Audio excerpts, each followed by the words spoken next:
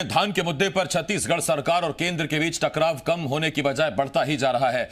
FCI ने पुराने बारदाने में चावल लेने से मना कर दिया है, जिसके बाद खाद्य मंत्री अमरजीत भगत ने केंद्रीय खाद्य मंत्री पीयूष गोयल को पत्र लिखकर चावल लेने की अनुमति मांगी है। दरअसल बारदाना संकट की वजह से प्रदेश में नए पुराने दोनों बारदाने में धान की खरीदी की गई है, लेकिन एफसीआई ने पुराने बारदाने पर चावल लेने से मना कर दिया है, जिसके बाद सरकार के सामने एक नई चुनौती आ गई है। मामले में अमरजीत भगत ने कहा कि केंद्र दोहरी नीति अपना रही है, पैर बांधकर दौड़ने के लिए बोल रहे हैं। उनके मुताबिक पहले बारदाना कम दिया, अब पुराने बारदाने में धान नहीं ले रहे। वहीं रमन सिंह ने कहा कि धमकी देने से रास्ता नहीं निकलेगा, सीएम को दिल्ली जाकर स्थितियां बतानी चाहिए, तब समाधान निकलेगा।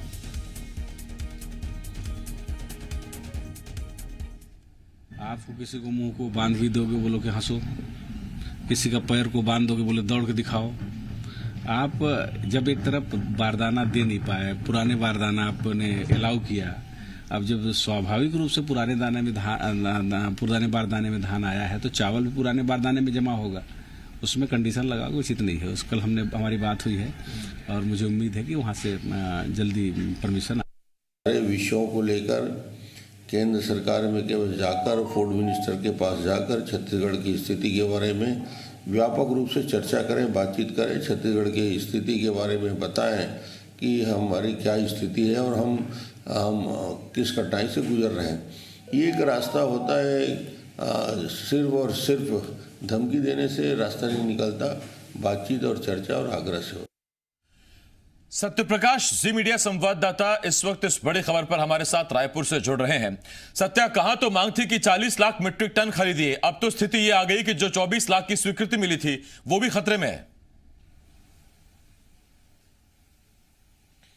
देखिए सिर्फ कुल मिलाकर राज्य सरकार लगातार ये बताने की कोशिश पिछले 2-3 दिनों में कर रही है कि केंद्र सरकार किसी न किसी तरह से जो चावल सरप्लस हो रहा है उसे लेने में अड़ंगा लगा रही है, और इससे बेहद मजबूती से तथ्यों के साथ राज्य सरकार ये बताने की कोशिश में है। पहले ये मांग रखी गई केंद्र सरकार के सामने कि 24 लाख मीट्रिक टन जो चावल जमा करने की अनुमति है उसे बढ़ा के कम से कम 40 लाख मीट्रिक टन किया जाए। केंद्र सरकार उस पर अब तक राजी नहीं है। जो जानकारी मिली है उसके मुताबिक इसके बाद अभी एक बड़ी जानकारी सामने निकल के, वो भी खाद्य विभाग के ही हवाले से सामने निकल के आ रही है। जो पत्र लिखा है खाद्य मंत्री अमरजीत भगत ने केंद्रीय खाद्य मंत्री को, उसमें साफ तौर पे इस बात का जिक्र उन्होंने किया है कि एफसीआई पुराने बारदानों में चावल जमा नहीं ले रही है। मतलब कि जो पीडीएस के बारदाने, इसके अलावा दूसरे जो पुराने बारदाने में धान की खरीदी हुई है, अब उसी धान को कस्टम मिलिंग के लिए जो है तो उन्हीं बारदानों में भर के उसे एफसीआई में जमा किया जाता है। लेकिन पुराने बारदानों में कई सारे ऐसे बारदाने जो जब सोसाइटियों पे जाके देखने को मिला था कि फटे पुराने बारदाने थे, और ऐसे में एफसीआई उन बारदानों को नहीं ले रही। एफसीआई ने साफ कहा है कि नए बारदाने में लेगी।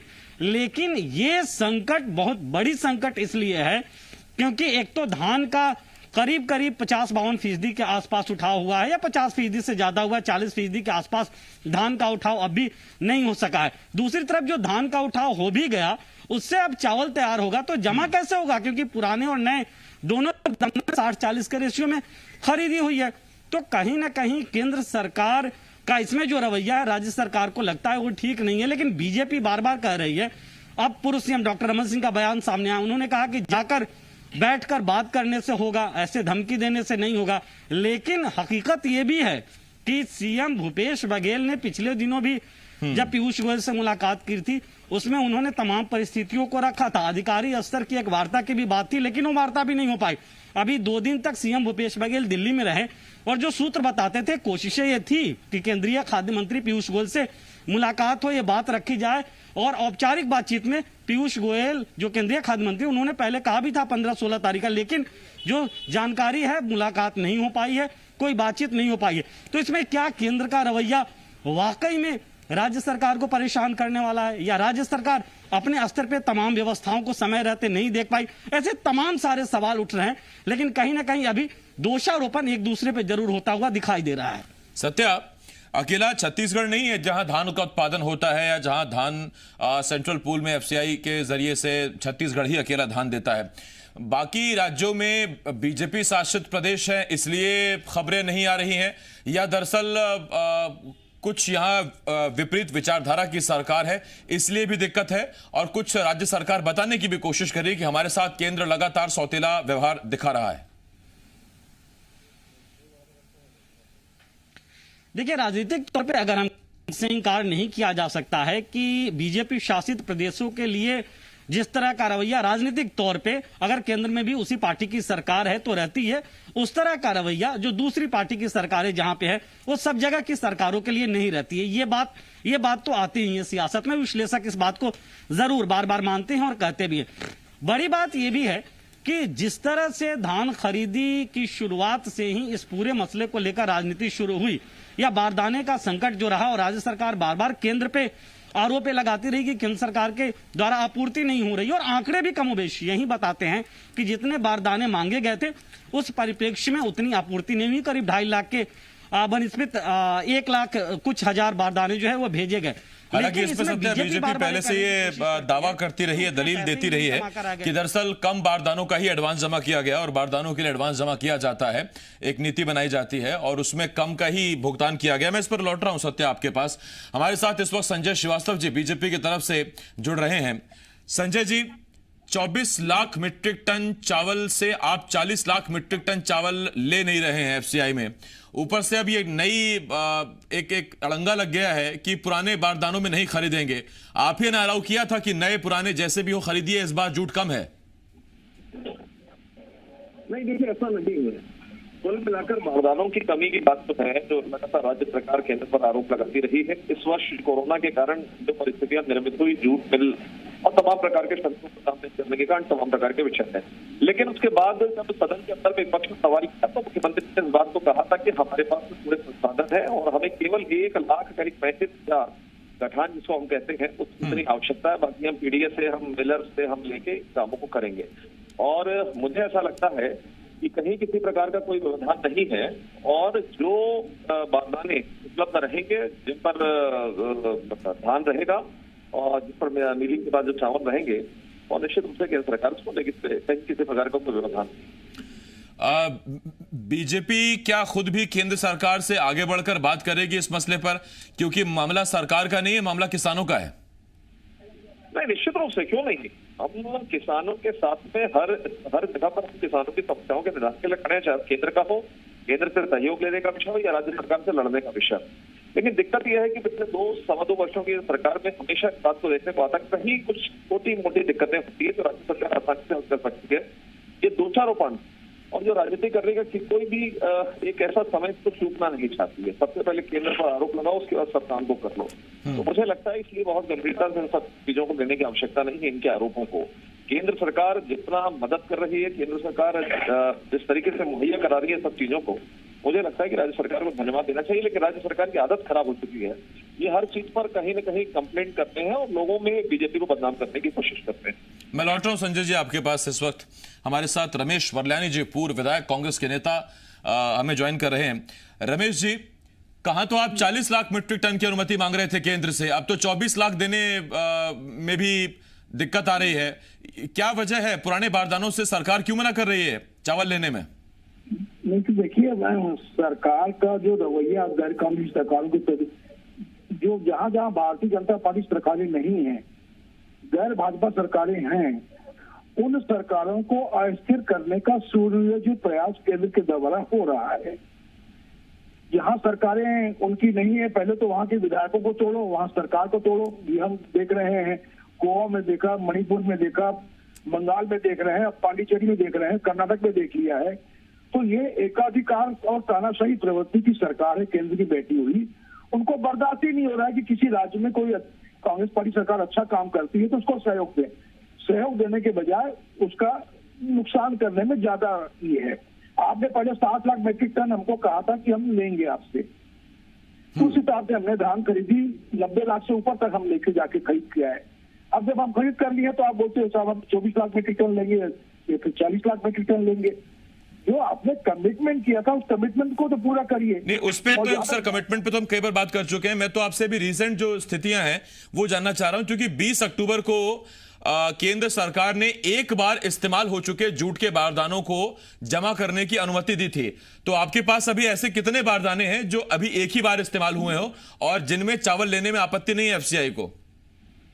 देखिए, केंद्र सरकार ही बारदाने की सप्लाई जूट कमिश्नर के माध्यम से करती है, क्योंकि एफसीआई को स्टैंडर्डाइज्ड बारदाने चाहिए। अब कोरोना काल में जूट कमिश्नर के पास उतनी क्वांटिटी में सप्लाई की स्थिति नहीं थी, तो जूट कमिश्नर ने हाथ खड़े कर दिए और कम सप्लाई की। तो ये सरकार, केंद्र सरकार की जिम्मेदारी है कि उस तरह के बारदानों की उपलब्धता कराती। तो अब जब नहीं है बारदाना है तो अनाज खराब ना हो, तो जो भी उपलब्ध बारदाने हैं उन बारदानों में एफसीआई को धान या चावल लेना चाहिए। इसमें क्या दिक्कत है? एक छोटी सी चीज है, इसमें भी औरंगेबाजी। ये तो बड़ा मजाक चल रहा है देश के साथ में। और मैं भी सुन रहा था संजय सिंह बड़ी मदद कर रहे हैं। ऐसा मदद कहाँ कर रहे हैं? जीएसटी का पैसा दे नहीं रहे हो, और जिन वस्तुओं पर एक्साइज ड्यूटी लगती थी उसका 42% राज्य सरकार को मिलता था। इस बजट में 25 वस्तुओं पर जो इम्पोर्ट ड्यूटी और एक्साइज ड्यूटी थी उसको सेस में कन्वर्ट कर दिया है। सेस में कन्वर्ट करने का मतलब ये है कि सेस में राज्यों का हिस्सा नहीं होता है। तो यह आर्थिक केंद्रीकरण करके सारे राज्य सरकारों को जो गैर भाजपा वाली हैं वहां आर्थिक संकट उत्पन्न करने की सुनियोजित। नहीं, देखिए, अब अगर सर एक्साइज को सेस में कन्वर्ट किया जाएगा तो उसका सारे राज्यों पर भार आएगा, फिर वो चाहे भाजपा शासित हो या गैर भाजपा शासित। मैं रमेश जी लौट रहा हूं उस पर आपके पास, आपकी चिंता वाजिब है एक राज्य के तौर पर। संजय जी आपके पास आ रहा हूं। संजय जी, 1,38,000 गठान बारदानों की मांग थी। अमरजीत भगत कहते हैं कि अब तक जो हमें प्राप्त हुए वो हुए हैं 1,08,000 गठान बारदाने। तो जब अभी तक वही आपूर्ति पूरी नहीं हुई जो कि पहले से ही कम है, आप ही ने अनुमति दी थी कि एक बार के जूट बारदाने जो इस्तेमाल किए गए हैं उनमें चावल जमा कराया जा सकता है, उसमें भी फिर क्या आपत्ति है? क्यों नहीं बारदाने लिए जा रहे हैं? नहीं, कहीं किसी प्रकार की आपत्ति नहीं है। एक बार वाले में कहीं किसी प्रकार की आपत्ति नहीं है।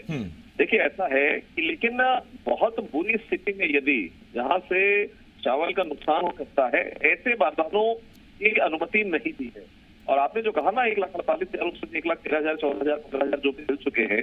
देखिए, सत्र के अंदर में मुख्यमंत्री जी ने स्वयं इस बात को कहा था, ये रिकॉर्डेड चीज है, मैं अपने मन से इस बात नहीं कह रहा हूँ, विधानसभा के रिकॉर्ड से निकलवा के देख सकते हैं कि हमारे पास शेष जो बारदानों की आवश्यकता है वो हम मिलर पीडीएस के माध्यम से हमको कलेक्ट कर लेंगे।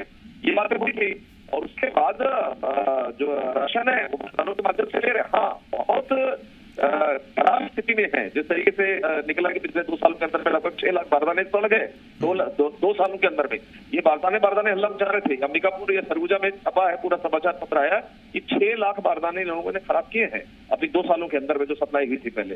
तो ये स्थिति सरकार की। अब आप बिल्कुल ही खराब स्थिति में दोगे तो ये जो धन है, ये कहना चाहिए जो अनाज है, इसको तो बर्बाद नहीं किया जा सकता। तो ये तो राज्य सरकार को देखने की आवश्यकता है। इसमें राजनीति वाली क्या बातचीत है? और अभी सरगुजा का जहां आप जिक्र कर रहे हैं, बलरामपुर में भी आज से सर 3 साल 4 साल पहले बारदाने खरीदे गए थे, वो अभी सड़ गए, वरना वो भी एक बड़ी राहत हो सकती थी अगर वो बारदाने बचे हुए होते।